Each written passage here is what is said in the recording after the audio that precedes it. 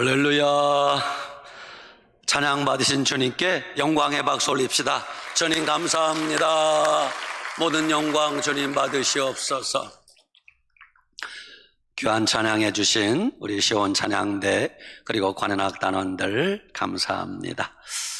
오늘 여러분에게 증거할 말씀의 제목은 이런 제목입니다. 시작. 내 백성을 위로하라. 왜 우리가 하나님의 위로가 필요할까요? 여러분, 우리가 인생 살아가면서 스트레스 받을 일이 많이 있습니까? 없습니까? 많이 있을 것입니다.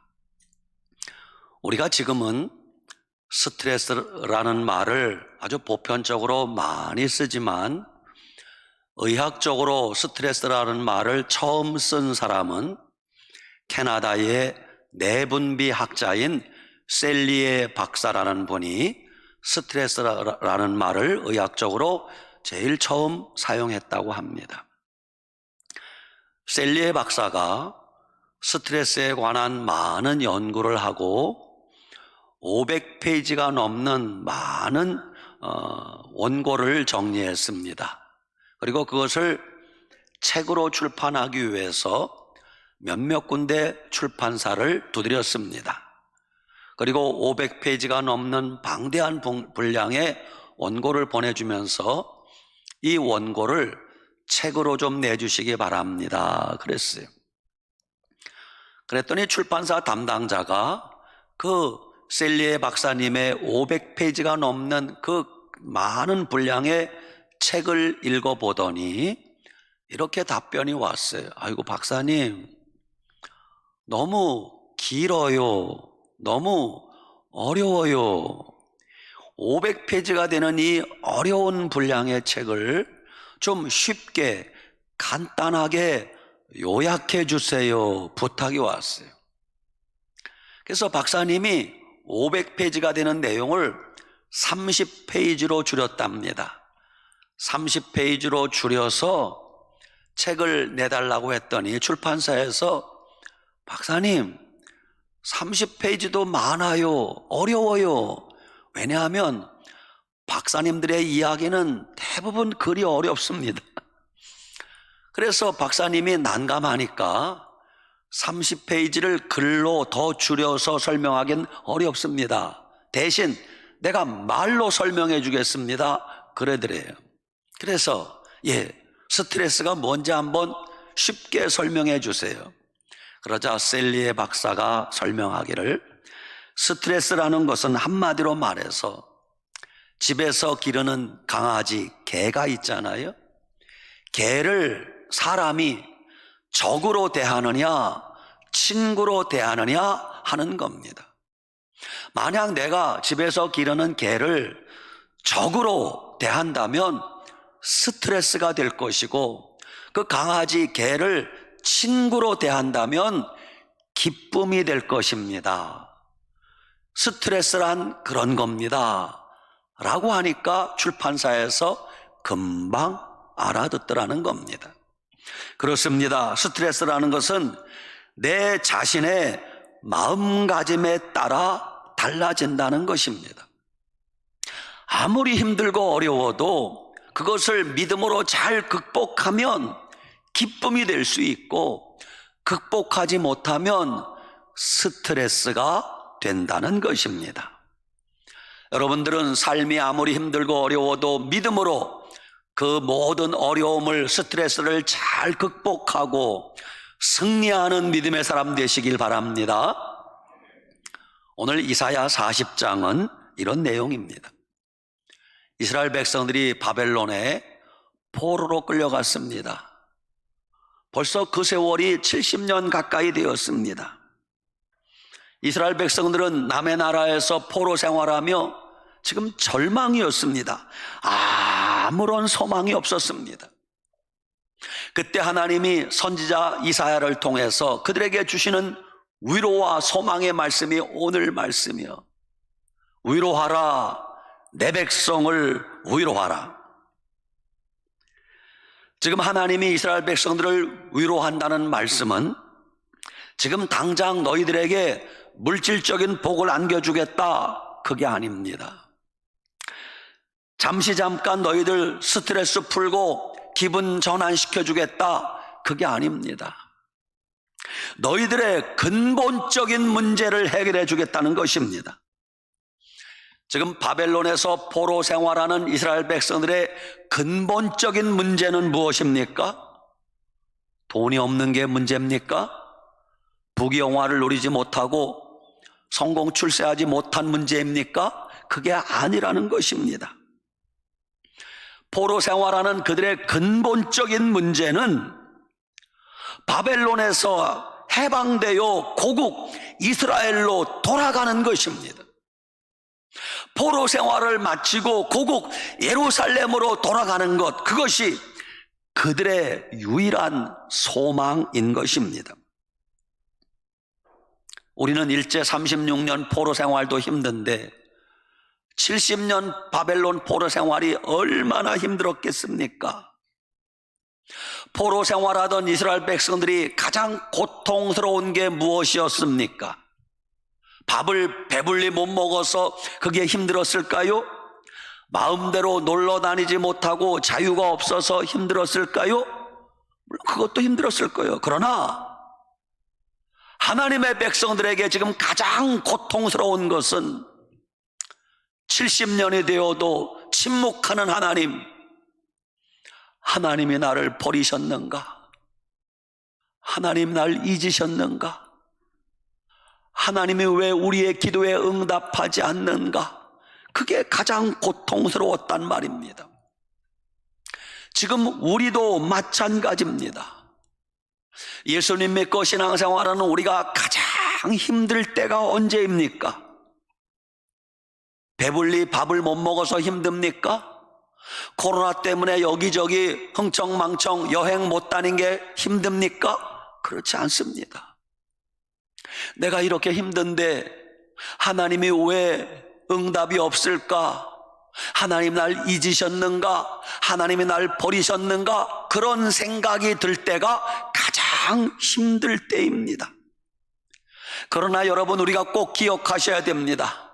이스라엘 백성들이 바벨론에서 70년 포로 생활할 때 하나님은 단 1년도, 단 한 달도, 단 하루도 이스라엘 백성들을 잊은 적이 없다는 사실입니다. 여러분이 고통당하고 힘들어하고 외로워하고 어려움 당할 때 하나님은 단 하루도, 단 1분 1초도 여러분을 잊지 않고 기억하심을 믿으시기 바랍니다. 그 하나님이 우리에게 말씀하십니다. 얘들아, 너희들의 노역의 때가 끝났다. 무슨 뜻입니까?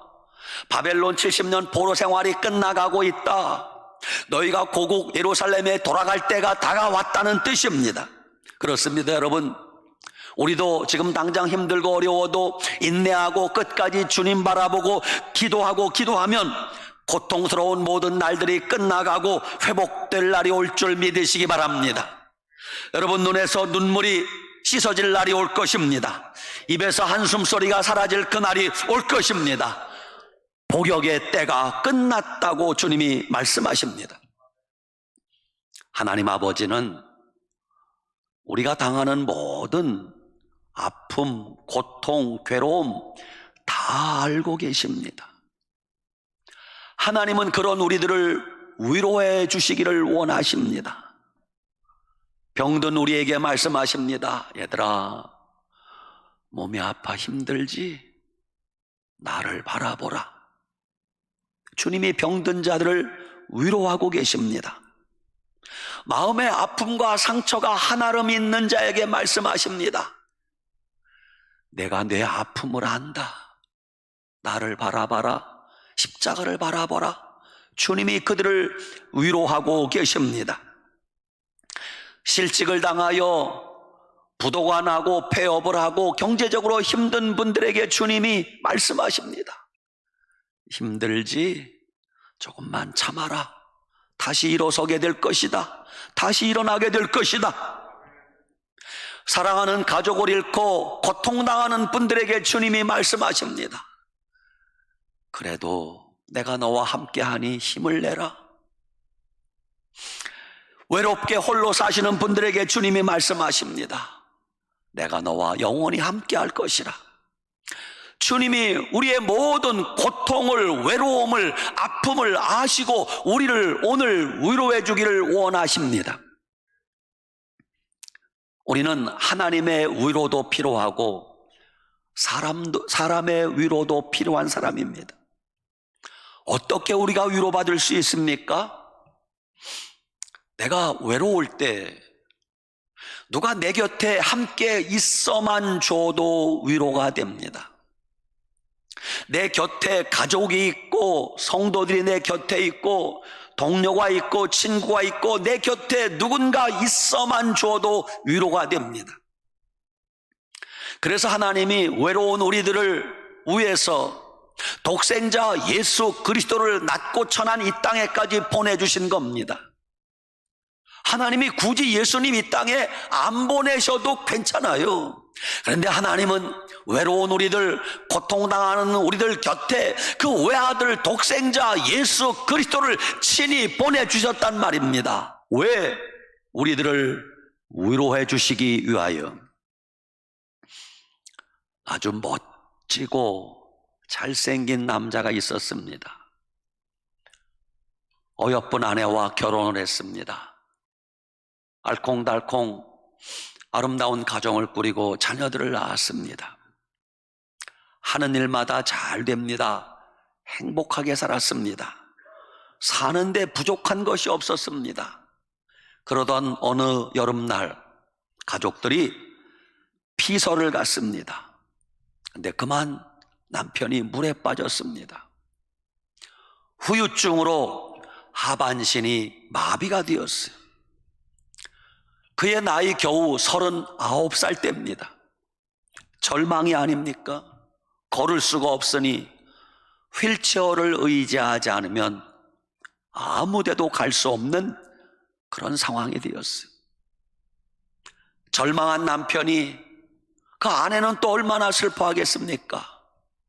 아내를 위로하는 건지 뭔지 모르지만 이렇게 물었어요. 여보, 내가 하반신 마비가 되었는데 그래도 나를 사랑하오? 그러자 아내가 이렇게 답변을 합니다. 여보, 나는 그동안 당신의 마비된 다리만 사랑한 게 아닙니다. 나는 당신의 인격과 당신의 삶과 당신의 전체를 사랑했습니다. 당신의 마비된 다리까지 나는 여전히 사랑하고 있습니다. 아내의 그 말에 위로받은 그 남편은 절망하지 않았습니다. 열심히 살았습니다. 믿음으로 살았습니다. 그랬더니 훗날 휠체어에 탄 그가 미국의 대통령이 됩니다. 프랭클린 루즈벨트 대통령 이야기입니다. 프랭클린 루즈벨트 대통령은 미국의 경제 대공황이 왔을 때 슬기롭게 경제 공황을 극복했습니다. 2차 세계대전이 터졌을 때 전쟁을 승리로 이끈 대통령이 루즈벨트 대통령이에요.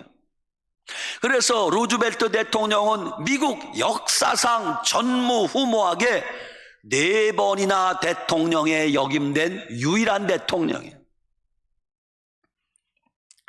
그 하반신 마비된 남편을 대통령 만든 아내가 엘리너 여사입니다. 그 엘리너 여사의 내조가 헌신적이었습니다.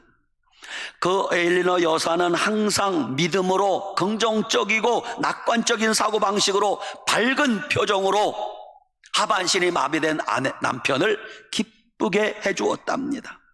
사실 그 아내는 10살 때 고아가 된 소녀였대요. 그런 소녀가 어려서 너무너무 가난하게 살았답니다. 나이 20살 때 남편을 만나 결혼을 했답니다. 그리고 루즈벨트와의 사이에 6남매를 낳았답니다. 6남매를 낳았는데 그 중에 한 아들이 먼저 세상을 떠났어요. 얼마나 큰 아픔입니까? 주변의 친구들이 엘리너 여사를 위로하려고 찾아왔습니다. 얼마나 슬프겠어요. 그러자 엘리너 여사가 이렇게 답변을 했대요. 예, 슬픈 건 사실이에요. 그러나 괜찮아요. 왜냐하면 아직도 나는 내가 사랑할 수 있는 5명의 자녀가 남아있기 때문입니다. 그러면서 위로해 주러 온 그 친구들을 거꾸로 위로하더란 말입니다. 그런 멋진 아내 덕분에 하반신이 마비된 남편 루즈벨트는 대통령 직분을 넉넉히 감당했다고 합니다. 그게 두 번째, 내가 슬플 때 누군가 함께 울어주기만 해도 위로가 됩니다. 성경에 보면 예수님은 많이 우셨어요. 병든 자들을 보면 예수님은 우셨어요. 죄인들을 보면 예수님은 우셨어요. 가난한 자들을 보면 예수님은 우셨어요. 아픔과 상처 있는 자들을 보면 예수님은 우셨어요. 겟세마네 동산에서 십자가 지시기 전에 예수님은 항상 우셨습니다. 그래서 로마서 12장 15절, 즐거워하는 자들과 함께 즐거워하고 우는 자들과 함께 울라 그랬어요. 내가 슬퍼할 때 옆에서 같이 울어만 줘도 위로가 됩니다. 세 번째, 내가 힘들 때 누가 내 손만 잡아줘도 위로가 됩니다. 예수님은 한센병 걸려 피고름 나는 그들의 손도 잡아주었어요. 예수님은 더럽고 냄새나는 죄인의 손도 따뜻하게 잡아주었습니다. 여러분, 위로가 필요한 사람 꼭 많은 말을 안 해도 괜찮아요. 다가가서 손만 잡아주어도 위로가 됩니다. 괜찮다면 허깅 안아만 줘도 위로가 될 것입니다. 이제 내일부터는 야외에서 마스크 쓰는 게 해제가 되었다고 합니다. 그동안 우리가 서로 만나면 반갑게 악수도 못했어요. 듣도 보도 못한 무슨 놈의 주먹 악수, 이게 뭐 싸우자는 거예요. 뭐예요? 이제 오늘부터는요, 따뜻하게 좀 손도 잡아주시기 바랍니다. 어떤 분은 악수하려고 손 내미니까 괜찮아요.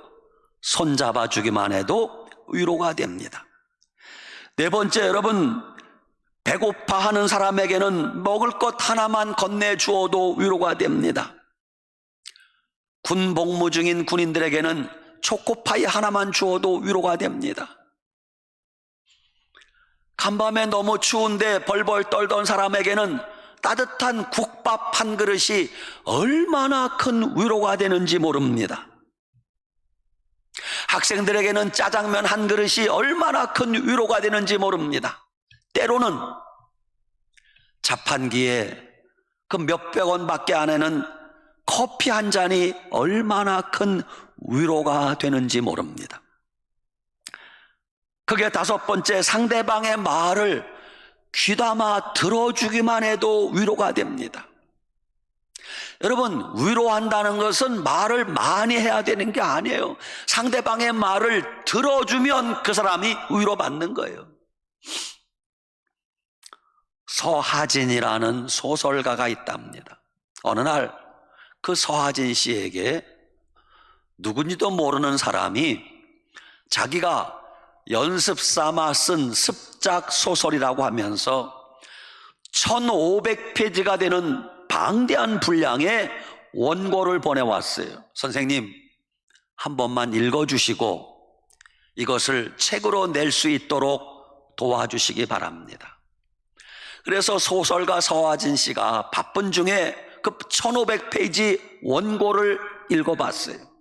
읽어봤더니 아니나 다를까 문장이 서툰 곳이 많고 소설로서는 부족한 면이 많아 보였어요.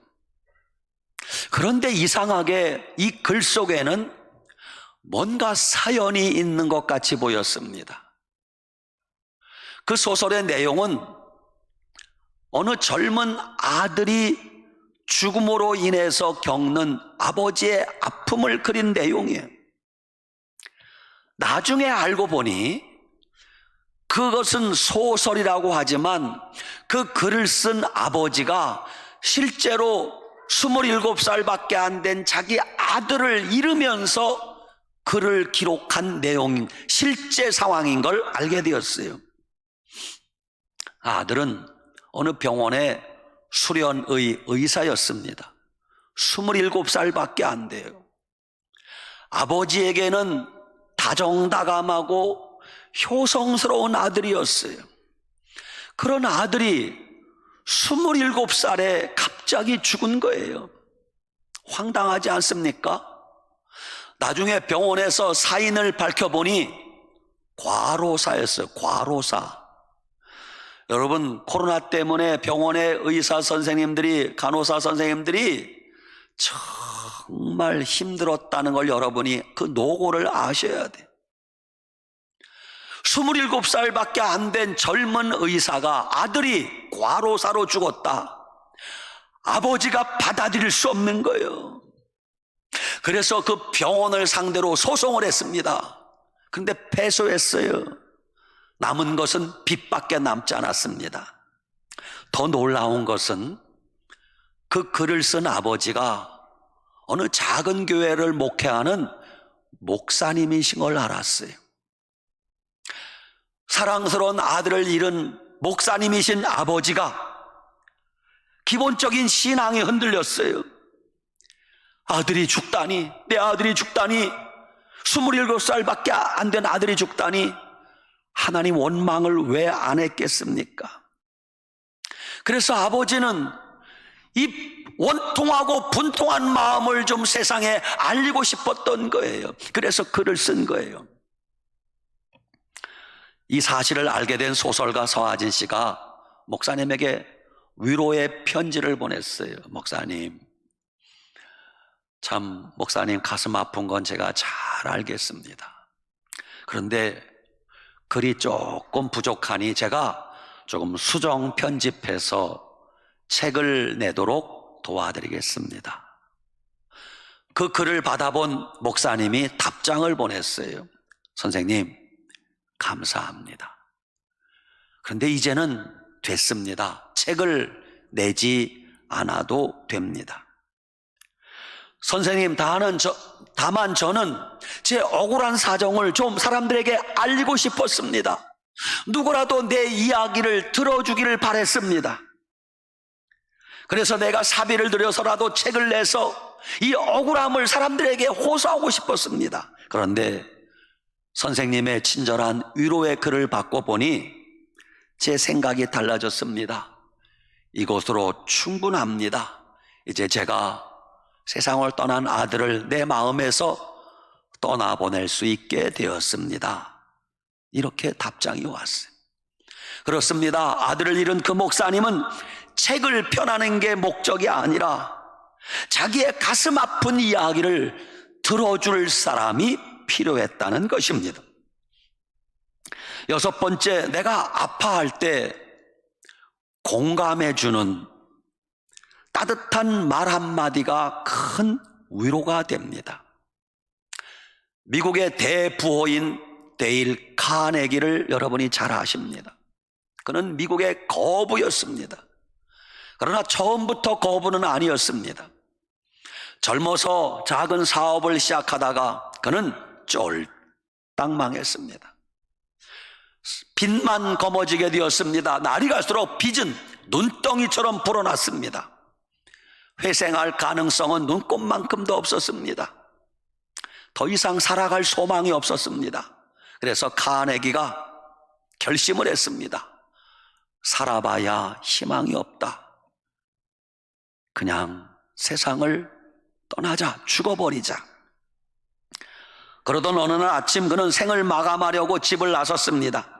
그리고 어느 강변에 차를 대고 이제 강을 찾아가는 겁니다. 한참을 걸어가는데 등 뒤에서 누가 부릅니다. 헬로, 헬로, 여보세요? 부르는 거예요. 누가 날 부르지? 아는 사람도 없는데 뒤돌아보니 두 다리가 없는 사람이 휠체어에 탄 채 얼굴에 환한 미소를 지으며 자기를 부르는 거예요. 그 사람은 두 다리가 없어요. 휠체어에 타서 뭔가를 팔고 있는 것 같아요. 그러면서 자기를 부르는 거예요. 나를 불렀어? 예, 선생님. 선생님, 죄송하지만 연필 몇 자루만 사주세요. 그러니까 옛날 이야기죠. 연필을 팔고 있는 거예요. 카네기가 물끄러미 그를 바라보다가 주머니를 뒤져보니 큰 돈은 없고 1달러짜리 지폐가 하나 나왔습니다. 옛날이니까 1달러면은 연필 몇 자루는 넉넉히 살 수 있었어요. 1달러짜리 돈을 주었어요. 그리고 카네기가 그냥 뒤돌아서서 가는 거예요. 그러자 휠체어에 탄 두 다리가 잘라진 그가 소리 지릅니다. 선생님, 돈만 주고 그냥 가시면 어떡합니까? 연필을 받아 가셔야죠. 카네기가 대답합니다. 아, 됐습니다. 난 이제 연필이 필요 없는 사람이요. 지금 죽으러 가는데 연필이 뭐가 필요 있습니까? 싸늘하게 대답했습니다. 그러자 휠체어에 탄 그 사람이 포기하지 않고 힘들게 휠체어를 끌면서 밀면서 계속 따라오는 거예요. 선생님, 연필을 받아가든지 아니면 돈을 도로 가져가세요. 계속 따라오는 거예요. 할 수 없이 카네기가 발걸음을 멈췄습니다. 뒤돌아서서 그를 바라보니 그는 여전히 환하게 웃고 있어요.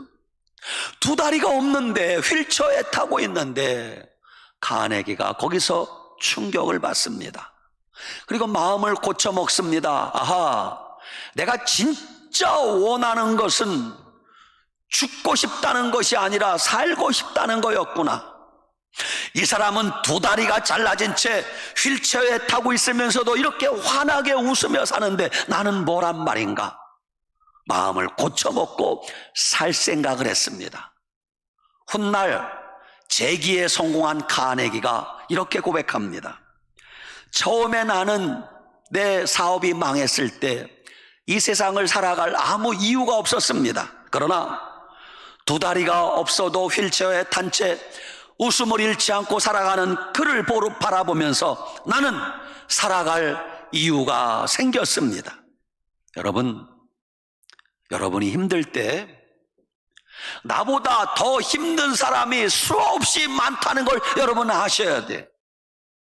나보다 100배, 1000배 힘든 사람을 생각하면 위로받을 수 있습니다. 상대방을 위로한다는 것은 어렵지 않습니다. 그 사람의 마음을 공감하는 거예요. 그를 이해해 주는 거예요. 그러면 위로가 되는 것입니다. 해밍웨이의 단편 소설 중 세계의 수도라는 The Capital of World라는 단편 소설이 있어요. 거기 나오는 짧은 이야기 한 토막입니다. 내용은 스페인의 수도 마드리드를 중심으로 벌어진 이야기예요. 소설의 주인공은 파코라는 이름의 어느 소년입니다. 스페인에는 파코라는 이름이 가장 흔한 이름이래요. 우리나라의 철수, 영희처럼 스페인에는 파코라는 이름이 아주 흔해 빠진 이름이래요. 이 파코라는 소년이 사춘기가 되니까 아버지 말도 안 듣고 막 반항 기질이 생겨서 삐뚤러 나가는 거예요. 아버지는 그 아들이 못마땅했습니다. 야단을 칩니다. 잔소리합니다. 그럴수록 아들은 점점점 아버지와 등을 돌립니다. 빗나가기 시작합니다. 그 파코라는 소년이 어느 날 에이씨 하고 가출해 버렸어요. 집을 나갔어요. 아버지가 마음이 편하겠습니까? 아버지가 마음을 졸입니다. 아들을 기다립니다. 찾습니다. 몇 달이 지나도 아들이 집에 돌아오지 않는 거예요. 동네방네 다 찾아도 찾을 길이 없습니다. 그 아들을 찾아 아버지가 고향을 떠나 스페인의 수도 마드리드를 갑니다. 그 큰 도시에서 아들을 어떻게 찾습니까? 아버지가 지혜를 짜냈습니다. 신문 광고를 내자. 그래서 짤막한 몇 줄 신문 광고를 냈어요. 사랑하는 아들 파코에게 아빠가 다 용서했다. 몇 월 며칠 낮 12시 정오에 스페인의 수도 마드리드에 몬타나 호텔이라는 큰 호텔이 있대요. 그 호텔 정문에서 만나자. 이렇게 광고를 냈어요. 신문 광고를 냈어요. 드디어 아버지가 신문 광고를 약속한 그 날짜가 다가왔습니다. 아버지는 초긴장입니다. 아들이 과연 올까? 아들이 과연 그 신문 광고를 보았을까? 기대하면서 몬타나 호텔을 찾아갑니다. 어떤 일이 벌어진 줄 아세요? 스페인의 수도 마드리드의 가장 유명한 호텔 몬타나 호텔 앞에 난 12시 정오가 되었는데 파코라는 이름을 가진 소년들 800명이 모인 거예요. 우리 아버지가 날 찾으러 왔구나. 우리 아버지가 날 찾으러 왔구나. 여러분, 그렇습니다. 모든 아들들이 아버지의 용서가 필요했던 것입니다. 아버지가 용서한다는데 내가 왜 아버지 집으로 가지 못한단 말인가? 800명의 파코가 아버지를 찾아왔다는 것이. 하나님이 오늘 슬퍼하는 우리들, 가슴 아파하는 우리들을 향하여 말씀하십니다. 아들아, 딸아, 내가 너희를 용서한다. 다 용서했다. 나에게로 돌아오려무나. 우리 주님께 돌아가면 주님이 다 용서해 주실 줄 믿으시기 바랍니다. 어느 호스피스 병동에서 있었던 실화입니다. 그 호스피스 병동에 몇 년째 입원해 계신 할아버지 한 분이 계셨어요. 그는 벌써 의식불명이 된 지 오래되었습니다. 근데 그 할아버지가 그 병원에 입원하는 날부터 지금까지 단 한 명도 면회를 오는 사람이 없어요. 친구도 없고 가족도 없어요. 나중에 알아보니까, 그 이유를 들어보니까 그 할아버지는 젊어서 가족을 돌보지 않았대요. 우리 남자들 정신 차려야 돼. 이혼을 했는지 바람을 피웠는지 그건 잘 모르겠어요. 그래서 가족들로부터, 아내와 자식들로부터 일찌감치 버림을 당하고 혼자 사셨답니다. 가족들과 연락이 끊기고 외롭게 혼자 산 지 오래되었습니다. 그렇게 호스피스 병동에 입원하여 의식불명이 되어 이제 죽을 날만 기다리는데, 의학적으로 볼 때는 벌써 돌아가실 때가 되었는데 숨이 안 끊어지는 거예요. 의학적으로 벌써 죽었어야 되는데 죽지 않는 거예요. 곁에서 그 할아버지를 간호하던 믿음 좋은 간호사가 한 분 계셨어요. 다른 환자 같았으면 벌써 세상을 떠났을 텐데 왜 할아버지는 저 질긴 명줄이 계속 이어지고 있을까? 불현듯 생각이 났어요. 사람이 의식이 없어도 끝까지 귀는 듣는다 하더라. 맞아요? 틀려요? 맞아요. 그래서 믿음 좋은 간호사가 의식불명인 채 숨만 몰아쉬고 있는 할아버지 곁에 다가가서 귓속말로 말을 했어요. 할아버지, 아내가 보고 싶으세요? 할머니가 보고 싶으세요? 듣는지 안 듣는지도 몰라. 왜? 반응이 없으니까. 할아버지, 아내가 보고 싶으세요? 그러자 벌써 몇 년 동안 의식불명인 할아버지가 눈을 번쩍 뜨더라는 거예요. 그러더니 눈을 번쩍 뜨더니 눈을 2번 껌뻑 하더라는 거예요. 아하, 이 할아버지가 마지막에 아내를 보고 싶어 하는구나. 그래서 병원에서 어렵게 그 할아버지 가족을 수소문했어요. 할머니와 자녀들과 연락이 닿았습니다. 뒤늦게 아내와 자녀들이 병원에 왔어요. 아내가 할아버지 곁에 다가가더니 손을 꼭 잡습니다. 그리고 아내가 할아버지에게 이렇게 말을 했어요. 여보, 내가 당신 다 용서했어요.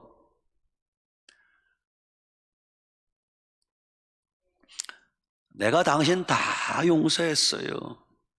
이제 편안히 눈을 감으세요. 그러자 벌써 수년 동안 의식불명이었던 할아버지가 그 말을 들은 것처럼 왕방울 같은 눈물을 쭉 흘리더니 곧바로 운명하시더라는 겁니다.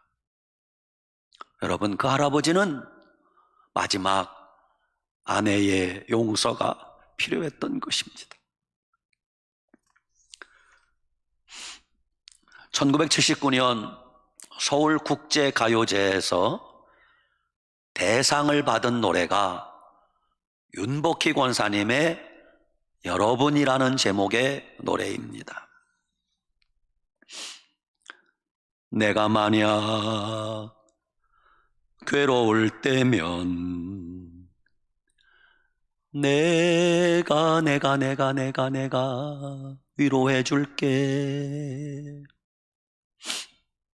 이 노래는 사실은 유행가가 아니에요.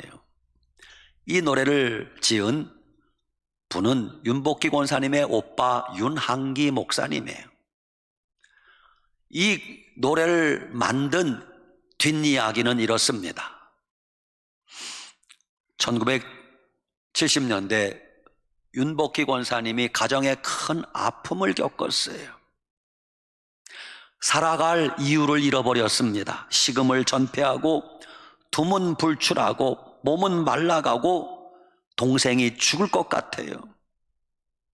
오빠가 해줄 수 있는 게 아무것도 없어요. 하나님 도와주세요. 그때 불현듯 윤한기 목사님 뇌리에 이사야 41장 10절 하나님 말씀이 떠올랐어요. 두려워 말라, 내가 너와 함께 할 것이라. 놀라지 말라, 나는 내 하나님의 대면이라. 내가 너를 굳세게 하리라. 내가 너를 도와주리라. 참으로 나의 의로운 오른손으로 너를 붙들리라.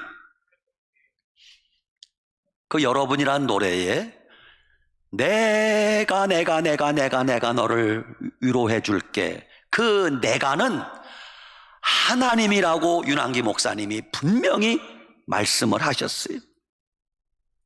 내가 외로울 때 누가 날 위로해 주지? 하나님. 내가 괴로울 때 누가 나를 도와주지? 하나님. 하나님이 여러분의 아픔을, 여러분의 눈물을 다 알고 계심을 믿으시기 바랍니다.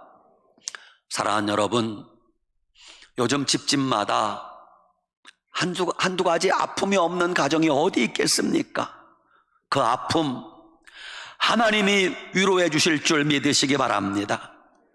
그 고통 예수님의 보혈이 여러분을 치료해 주실 줄 믿으시기 바랍니다. 여러분의 눈물 성령님이 여러분을 녹여주실 줄 믿으시기 바랍니다. 누가 우리 마음을 위로해 줄 수 있습니까? 예수 그리스도. 누가 우리 눈의 눈물을 닦아줄 수 있습니까? 예수 그리스도. 누가 우리의 손을 잡아줄 수 있습니까? 예수 그리스도. 누가 우리의 늙고 병든 몸을 쉬게 할 수 있습니까? 예수 그리스도. 여러분, 예수님 의지하고 믿음으로 살아가시기 바랍니다. 예수님 손 꼭 붙들고 살아가시기 바랍니다. 주님이 여러분을 위로해 주실 것입니다. 내가 너와 함께 할 것이라. 볼지어다 세상 끝날까지 내가 너와 함께 할 것이라. 이 말씀 붙들고 한 주간 살아가면서 믿음으로 승리하시길 축원합니다. 아멘. 기도합시다. 하나님 아버지 감사합니다. 사랑하는 성도들이 힘들고 어렵게 또 한 주간을 살았습니다. 저들의 아픔을, 저들의 눈물을, 저들의 고통을 아시는 주님, 주님이 저들을 위로하여 주시고, 주님이 저들의 손잡아 주시고, 주님이 저들을 품에 안아 주시옵소서. 우리 모두 주님만 의지하고 믿음으로 살아가게 하여 주시옵소서. 예수님 이름으로 기도 올리옵나이다. 아멘.